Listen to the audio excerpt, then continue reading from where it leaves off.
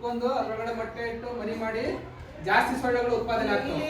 ಮೊಟ್ಟೆ ಇಟ್ಟಾಗ ಎಲ್ಲಿಂದ ಎಲ್ಲಿವರೆಗೂ ಅದು ಸೊಳ್ಳೆ ಆಗಿ ಬೆಳೆಯುತ್ತೆ. ನೋಡಿ ಇದು ಪ್ರೊಸೆಸ್ ಲೈಫ್ ಸೈಕಲ್ ಹೆಂಗಿರುತ್ತೆ ಸೊಳ್ಳೆದು ಅಂತ ಹೇಳಿ. ಹೆಂಗಿರುತ್ತೆ ಅಂದ್ರೆ ಮೊಟ್ಟೆ ಫಸ್ಟ್ ಸೊಳ್ಳೆ ಬಂದು ಅಡಲ್ಟ್ ಮಸ್ಕಿಟೋ ಅಂತೀವಿ. ಇದು ಬಂದು ಎಗ್ ಮಾಡಿ ಎಗ್ ಆದ್ಮೇಲೆ ಏನಾಗ್ತೈತಿ ಲಾರ್ವಾ ಆಗ್ತೈತಿ.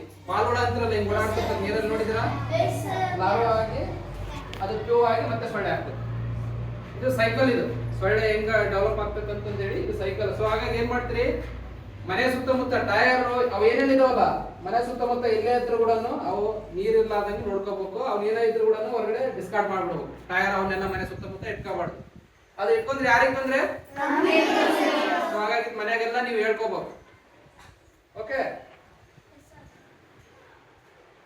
ಏನೇನ್ ಲಕ್ಷಣಗಳಿದ್ರೆ ಡಾಕ್ಟರ್ ತಕ್ಕ ಬರ್ಬೇಕು ಅಂತ ಇಲ್ಲೈತಿ ನಾವು.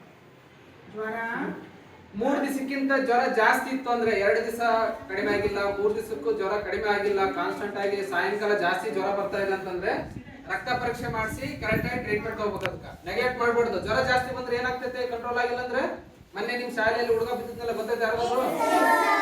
ಜ್ವರ ಸಣ್ಣ ಮಕ್ಕಳಲ್ಲಿ ಕಂಟ್ರೋಲ್ ಆಗಿಲ್ಲ, ಸರಿಯಾಗಿ ಚಿಕಿತ್ಸೆ ತಗೊಂಡಿಲ್ಲಪ್ಪ ಅಂತಂದ್ರೆ ಏನ್ ಬರುತ್ತೆ, ಪೀಡ್ಸ್ ಅಂತಿರಲ್ಲ ನೀವು, ಸೀಸರ್, ತಲೆ ಜ್ವರ ಬಂದ್ಬಿಡುತ್ತೆ. ಜ್ವರ ಬಂದು ಜಾಸ್ತಿ ತೊಂದರೆ ಆಗೋ ಹಾನಿ ಆಗೋ ಚಾನ್ಸ್ ಇರುತ್ತೆ. ಸೊ ಹಾಗಾಗಿ ಅದನ್ನ ನೆಗ್ಲೆಕ್ಟ್ ಮಾಡಬಾರ್ದು. ಆಮೇಲೆ ಇದು ನಿಮ್ಮ ಊರಲ್ಲಿ ಜಾಸ್ತಿ ಸೋಂಕಿದೆ ಯಾವ್ದೋ ಚರ್ಮದ್ದು. ಏನಕ್ಕೆ ಆಗ್ತಾ ಇದೆ ಅಂತಂದ್ರೆ ಒಬ್ರಿಂದ ಒಬ್ರಿಗೆ ಬರ್ತಾ ಇದೆ. ಮನೆಯಲ್ಲಿ ಇದ್ದವರು ಒಬ್ರಿಗೆ ಯಾರಾದ್ರೂ ಸೋಂಕು ಇದೆ ಅಂತಂದ್ರೆ ಅಟ್ ಎ ಟೈಮ್ ಎಲ್ಲರೂ ಒಮ್ಮಿಗೆ ಟ್ರೀಟ್ಮೆಂಟ್ ತಗೋಬೇಕು.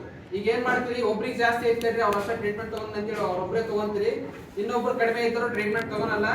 ಯಾರು ಟ್ರೀಟ್ಮೆಂಟ್ ತಗೊಂಡಿದ್ರಿ ಅವ್ರು ಆರಾಮಾಗ್ತೀರಿ, ಮತ್ತೆ ಒಳ್ಳೆ ಇನ್ನೊಬ್ರು ಇನ್ಫೆಕ್ಷನ್ ಇರ್ತಲ್ಲ ಅದು ಸ್ಪ್ರೆಡ್ ಆಗುತ್ತೆ. ಸೊ ಹಾಗಾಗಿ ಎಲ್ಲರೂ ಒಮ್ಮಿಗೆ ಟ್ರೀಟ್ಮೆಂಟ್ ತಗೋಬೇಕು. ಮನೆಯಲ್ಲಿ ಸೋಂಕು ಐತೆ ಅಂತಂದ್ರೆ ಅಟ್ ಎ ಟೈಮ್ ಎಲ್ಲರೂ ಟ್ರೀಟ್ಮೆಂಟ್ ತಗೊಂಡ್ರೆ ಬೇಗ ಆರಾಮಾಗ್ತೀರಿ. ಒಬ್ರು ತಗೊಳೋದು ಒಬ್ರು ಬಿಡೋದು ಮಾಡ್ಬೇಡ್ರಿ. ಓಕೆ, ಯಾರನ್ನ ಹಾಸ್ಟೆಲ್ ಇದ್ದವ್ರು ಅವ್ರು ಬಂದು ಸೋಂಕು ಹಚ್ಚೋಗಿರ್ತಾರೆ, ಅದರಿಂದನೇ ಬರೋದು ಸೋಂಕೋದು. ಅದಕ್ಕೆ ಸ್ಕ್ಯಾಬಿಸ್ ಅಂತ ಹೇಳ್ತೀವಿ. ಓಕೆ, ಅದನ್ನ ಸ್ವಲ್ಪ ಗಮನ ಇರ್ಬೇಕು ನಿಮ್ಮಲ್ಲಿ. ಆಮೇಲೆ ಮನೆಯಲ್ಲಿ ಯಾರಾದ್ರೂ ಜಾಸ್ತಿ ಕೆಮ್ತಾ ಇದಾರೆ, ಜಾಸ್ತಿ ಜ್ವರ ಬರ್ತಾ ಇದೆ, ಸರಿಯಾಗಿ ಹಸುವಾಗ್ತಾ ಇಲ್ಲ, ಕೆಮ್ಮಿನಲ್ಲಿ ರಕ್ತ ಬರ್ತಾ ಇದೆ, ಆ ತರ ಏನಾದ್ರು ಇತ್ತಂದ್ರೆ, ಕಫದಲ್ಲಿ ರಕ್ತ ಬರ್ತದೆ ಕೆಲವೊಬ್ಬರಿಗೆ, ಜಾಸ್ತಿ ವೀಕ್ ಇರ್ತಾರೆ, ಅಂತವ್ರು ಯಾರನ್ನ ಇತ್ತಂತಂದ್ರೆ ಕಫ ಪರೀಕ್ಷೆ ಮಾಡ್ಸಕ್ ಹೇಳ್ಬೇಕು. ಆರೋಗ್ಯದ ಬಗ್ಗೆ ಎಲ್ಲ ಇದನ್ನೆಲ್ಲ ಮಾತಾಡ್ಬೇಕು ಮನೆಯಲ್ಲಿ. ನೀವು